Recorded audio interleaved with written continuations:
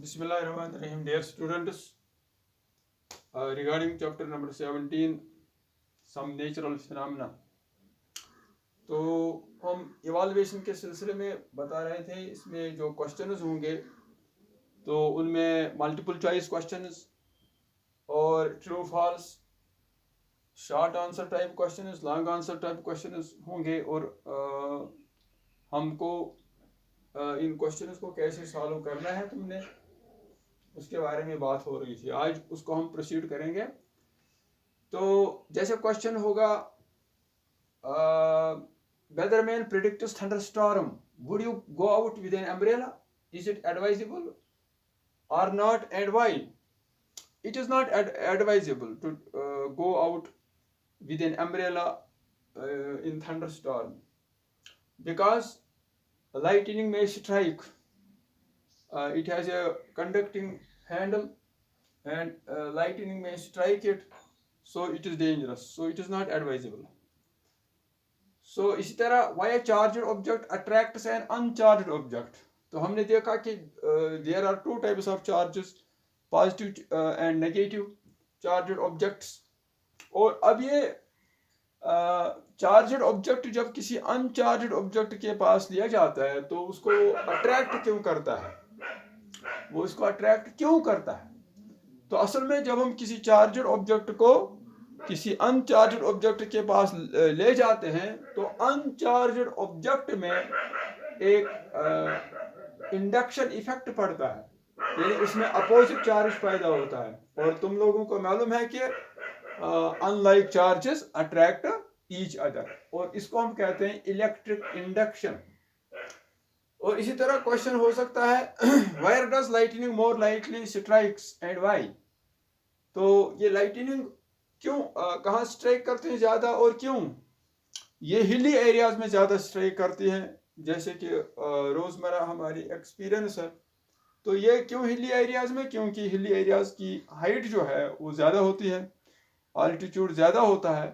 That means कि these areas, these hilly areas are nearer target to the lightning, to the clouds whose electric discharge causes lightning.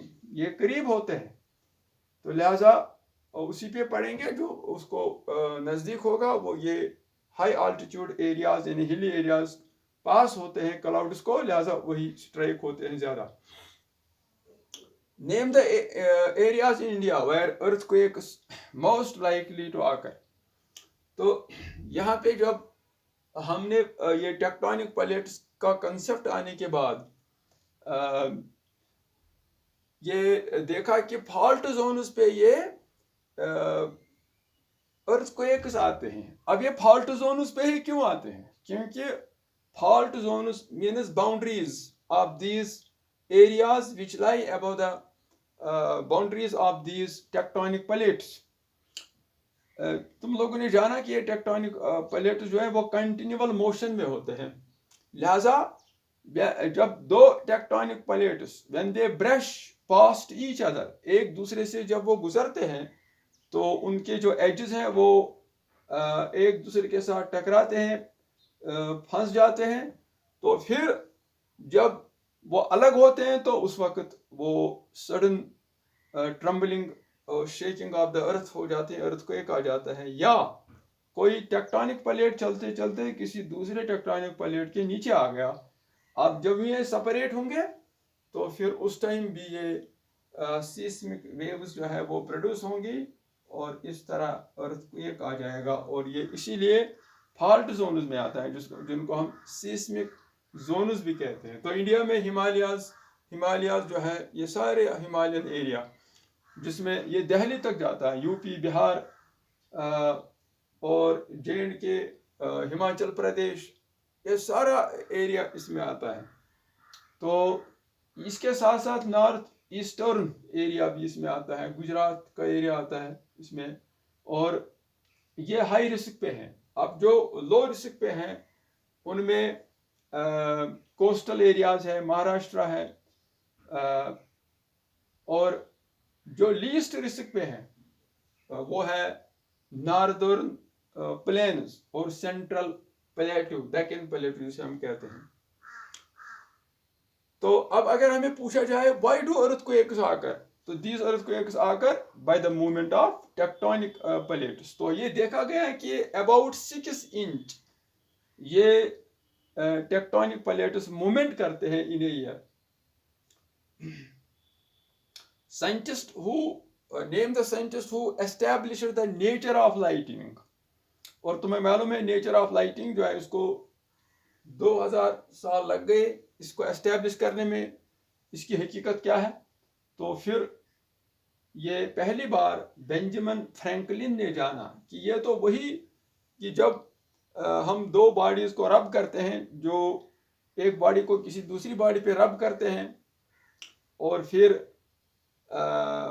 वो छोटे paper टुकड़े या hairs को या घास के तिनकों को अट्रैक्ट करना शुरू करता है, तो फिर उस पर जो चार्ज आता है ये वही चार्ज है, इसका नेचर वही है जो लाइटनिंग में वो इलेक्ट्रिक डिस्चार्ज होता है।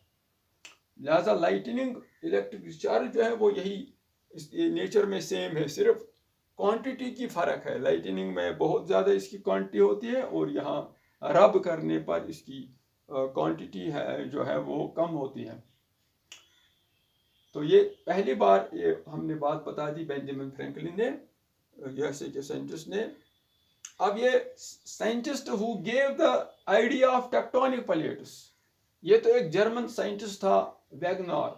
और वैगनर ने जब ये कंसेप्ट दिया तो उस टाइम जियोलॉजिस्ट ने उसको अपोज किया, मगर बाद में बहरहाल ये जब ये अर्थ का स्ट्रक्चर सामने आ गया पूरी तरह से और ये पता चला कि जो मेंटल है वो मॉल्टन रॉक्स उसमें होते हैं, तो that is in a liquid form. तो लिहाजा टेक्टोनिक प्लेट्स का चलना ये तो कोई अजूबा नहीं, it is more likely to happen. और इसी तरह व्हाट इज ए सुनामी, जब अर्थक्वेक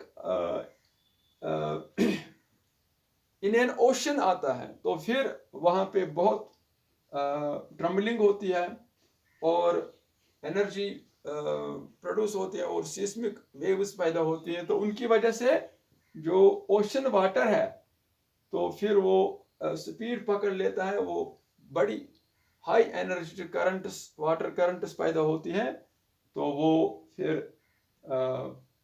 उनमें मूवमेंट होती है, वेरी स्ट्रांग मूवमेंट, और जिससे बहुत सारी डिस्ट्रक्शन होती है, तो that is called a tsunami. और अब ये डिस्ट्रक्टिव एनर्जी क्या है? It is not 5, it is not 3, it is not 4, हाँ इट इज 7 और more than 7 on A Richter scale. जब हम मैग्नीट्यूड रिक्टर स्केल दिखाएगी 7 या उससे ज़्यादा, तो ये वाला अर्थक्वेक जो है वो that can cause more destruction. और अब ये अर्थक्वेक्स जैसे हमने पहले बता दिया ये कहाँ आते हैं, ये दे आकर more frequently at the edges of tectonic plates. और इसको हमने एक्सप्लेन किया, तो इंशाल्लाह इस तरह ये चैप्टर कंप्लीट हो गया। अब मंडे को हम लेंगे chemical effects of electric current और इसको रिवाइज करेंगे। फी अमानिल्लाह।